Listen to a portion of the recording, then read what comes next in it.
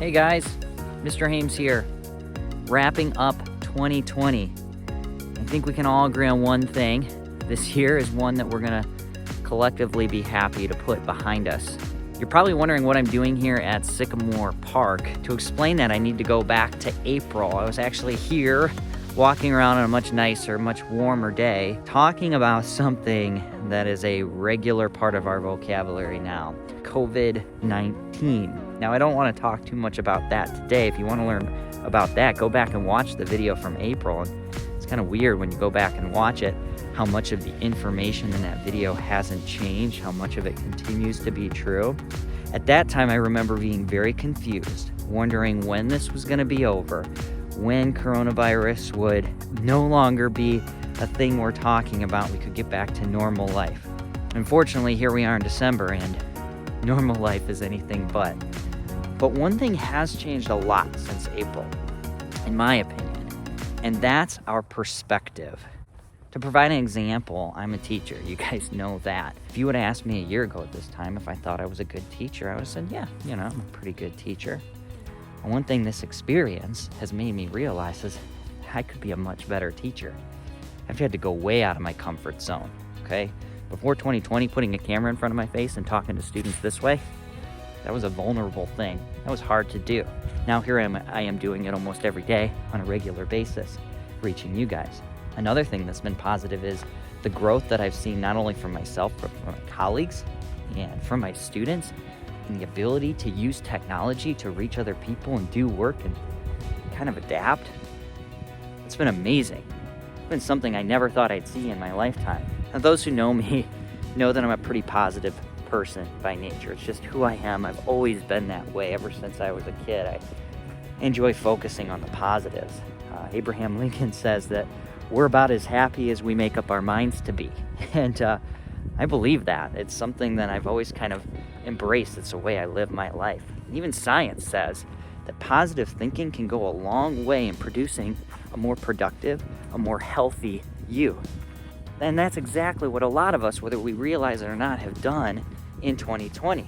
If we use that and we have a couple successes, they may be small successes, we can use those to build ourselves up into a better person. When we're feeling confident, we're more likely to do those good things. We're happy, we're proud of ourselves. Where we realize and make that connection that a good thing came out of a tough situation, we are more likely to embrace the next challenge with more confidence, with more positivity. So instead of doing any science experiment or giving you an assignment that's official or anything like that, students, I'm challenging you to simply do this. Take out a piece of paper and make a list in which 2020 has made you a better you. Then simply review that list. Maybe share it with a friend, with a family member, or read it out loud to yourself to set goals for 2021. Because as January and February and March come into the picture, we still have some tough times ahead. So that's it. That's my challenge for you guys, and to simply have a positive outlook, set some goals, build on those, and make it a great 2021. And if I haven't said it clearly enough yet, thank you. Thank you for rolling with it. I'm really grateful to be a part of this Sycamore Middle School community, the Sycamore community. I am so honored to work with so many people who are willing to adapt on the fly and make the best out of the cards that they're dealt. All right, so it's cold out here, so I'm gonna go, but thanks for a great year so far. I hope you all have a happy holiday season, and I wish you the best as we start 2021. I'll see you guys next year.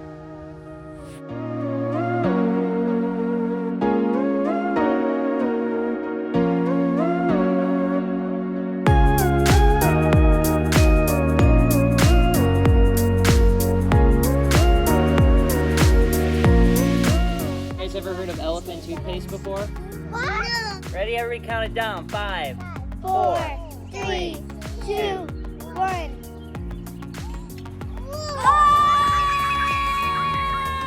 All right, here we are. We made it to Venus. Can you see right there? That's our sun. Okay, remember our sun was a meter wide. These cones represent how wide the sun is.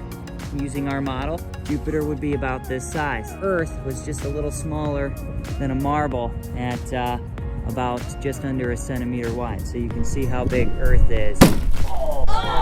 Part of the reason that we were dropping pumpkins from the roof, as you just saw a moment ago, the other reason is because we wanted to teach you about gravity. 3, 2, 1!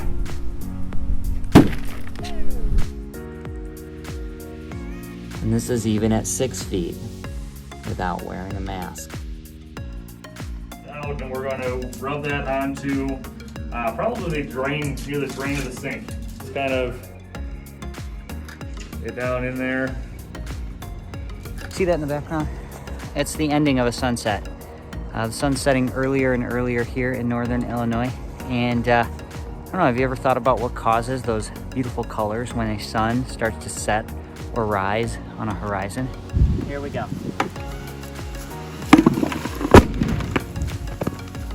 The reason you're seeing some fire and smoke there on the ground is because when it explodes, it happens so quickly, and this is not a scientific word here, but furious, and some pieces break apart off of there. Makes a very loud popping sound. In fact, it sounds a lot louder.